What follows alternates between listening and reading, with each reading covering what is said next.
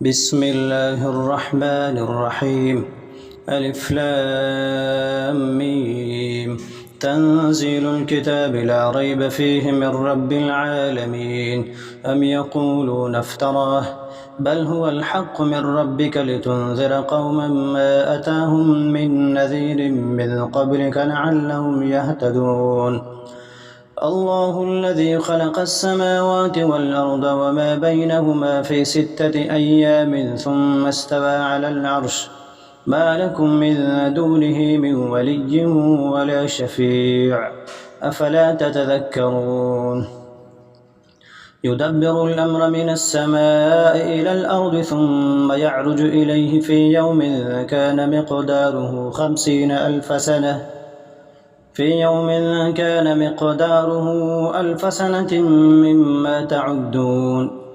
ذلك عالم الغيب والشهادة العزيز الرحيم الذي أحسن كل شيء خلقه وبدأ خلق الإنسان من طين ثم جعل نسله من سلالة من ماء مهين ثم سواه ونفخ فيه من روحه وجعل لكم السمع والأبصار والأفئدة قليلا ما تشكرون.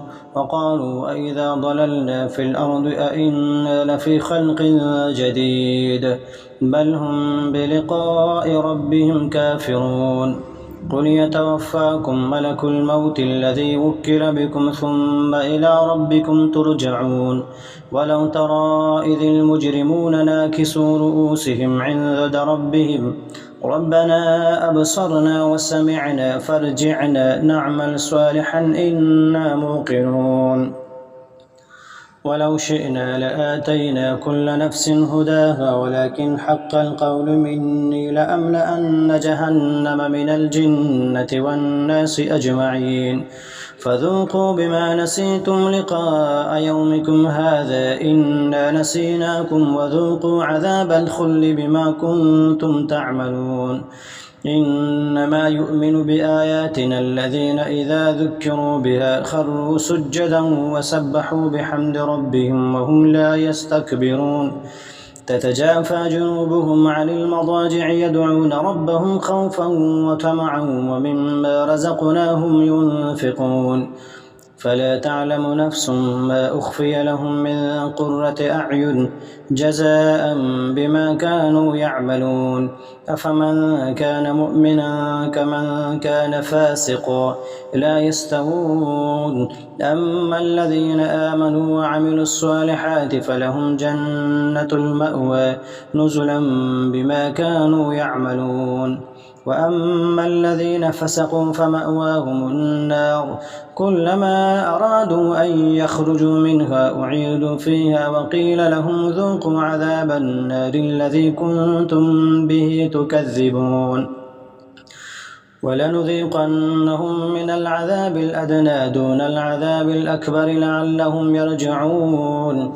ومن أظلم ممن ذكر بآيات ربه ثم أعرض عنها إنا من المجرمين منتقمون. ولقد آتينا موسى الكتاب فلا تكن في مرية من لقائه وجعلناه هدى لبني إسرائيل وجعلنا منهم أئمة يهدون بأمرنا لما صبروا وكانوا بآياتنا يوقنون.